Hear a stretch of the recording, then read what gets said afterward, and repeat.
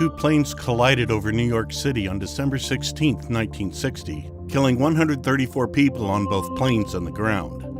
The unlikely mid-air collision was the first to occur over a major city in the United States.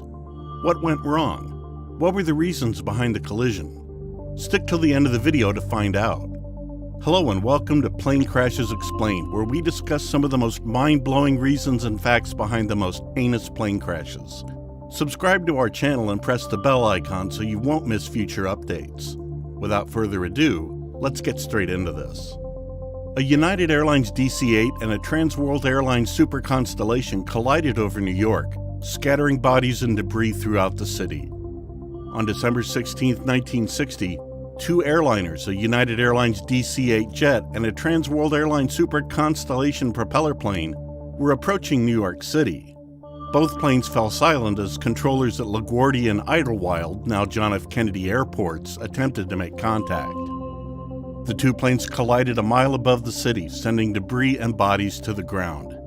Many of the 134 passengers and crew who died on that snowy New York morning were students returning home for the holidays. 6 people were killed on the ground as a result of falling debris. At 10:21 a.m. Eastern Time, United 826 reported to AirInc Radio that one of its VOR receivers had failed, and the message was relayed to United Airlines maintenance.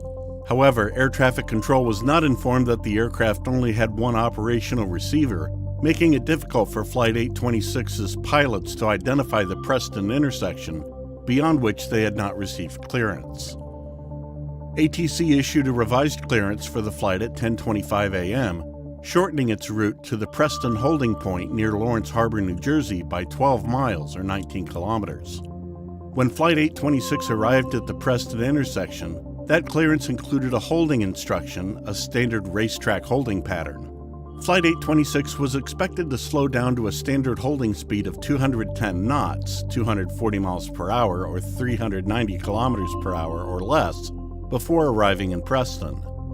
When it collided with the TWA plane, the aircraft was estimated to be traveling at 301 knots, 346 miles per hour, 557 kilometers per hour, several miles beyond the Preston clearance limit. The DC-8 was 12 miles or 19 kilometers off course, and it descended at 3,600 feet per minute, 18 meters per second, for 81 seconds, slowing from more than 400 knots, 460 miles per hour, 740 kilometers an hour, to 301 knots, 346 miles per hour, 557 kilometers per hour at the time of the collision. One of the DC-8's starboard engines collided with the Constellation just ahead of its wings, ripping a fuselage section apart.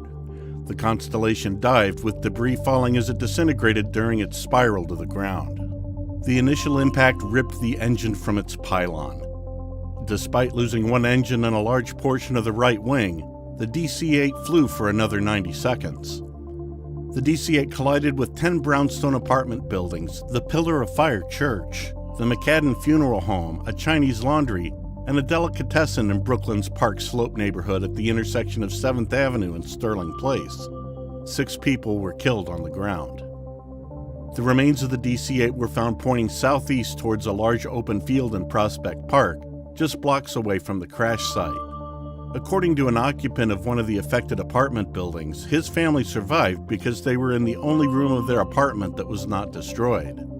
The collision created a trench that ran the length of Sterling Place. Witnesses believed a bomb exploded or a building's boiler exploded. Emergency response teams from the Army, Navy, and Air Force arrived and fought the fires to keep them from spreading. Shops in the area were turned into makeshift morgues. Everyone got involved. Pillar of Fire Church was a gray 3-story structure demolished by the DC-8. Wallace E. Lewis, a 90-year-old caretaker who lived on the 3rd floor, was killed. 10 residential buildings as well as the church were set on fire. A wing was caught in the ripped roof of an apartment building, and a 30-foot section of the tail was strewn across the street intersection. Firefighters waded through the water, carrying body after body to garage morgues.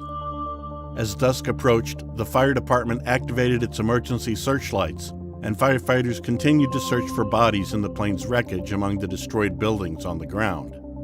They also gathered as many personal items as possible to aid in the identification of victims. The wet streets began to freeze, adding to the task's difficulty. Hundreds of motorists, sightseers, and workers on their way home from work stopped to witness the event, adding to the congestion. The Red Cross and Salvation Army staff served hot soup, donuts, and coffee to the exhausted disaster workers.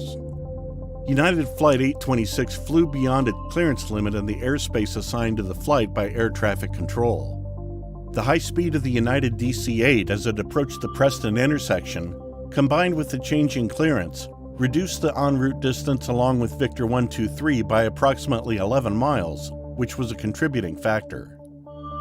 Pilot error, as it had been in 1960, or perhaps pilot inability to deal with unusual emergencies, remained a significant risk, as discovered in Swissair Flight 111 in 1998.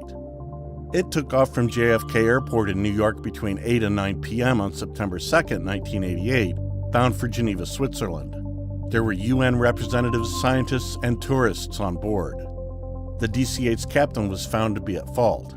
His plane was 9 miles off course at the time of the collision. Furthermore, he flew at 346 miles per hour rather than the 207 miles per hour allowed for a plane at 5,000 feet. The final death toll from the planes was 134, with 6 killed on the ground for 140. It was the worst air disaster to date, and it occurred on the 57th anniversary of the first flight in 1903. Stephen Baltz, an 11-year-old boy from Wilmette, Illinois, was the only person to survive the crash at first. He flew alone on Flight 826 to Yonkers to spend Christmas with relatives. He was thrown from the plane into a snowbank, where his flames were extinguished.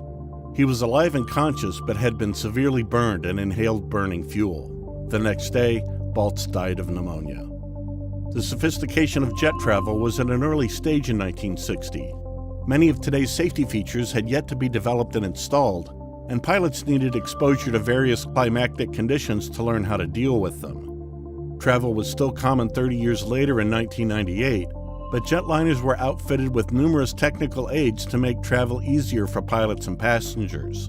This was especially true for Swissair, a frequent flyer from New York to Switzerland with a stellar safety record. When combined with 8 other accidents involving scheduled airlines in the United States that same year, 1960 would become the worst year in airline accident history. Fortunately, the damage to people and places on the ground was much less than anticipated. Still, the tragedy sent a clear message to authorities. A metropolitan area like New York must do everything in its power to ensure that a disaster like this never happens again.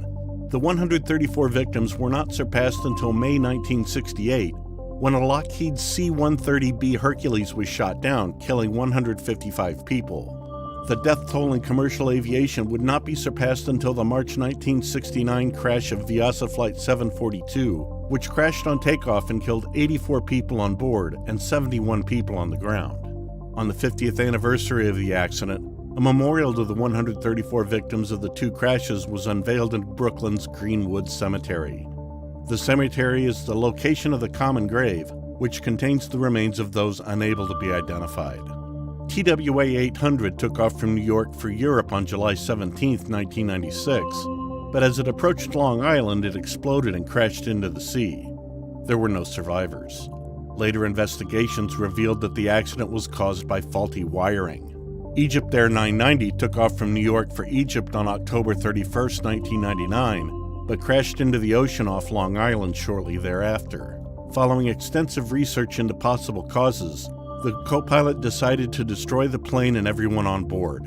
Concorde AF 4590 took off from Paris on July 25, 2000, bound for New York. Within minutes, it was engulfed in flames. Nobody escaped. While an event like this over a major city is unusually tragic, the problem of human error in air crashes remains a persistent challenge. As the number of people traveling grows, so does the number of accidents, and almost always, human error is found to be the cause of the accident. What do you think about this video? Please leave a comment down below and let us know. That's all for today. If you found this video interesting, give us a thumbs up and don't forget to share the video with your friends and family. Thank you for watching.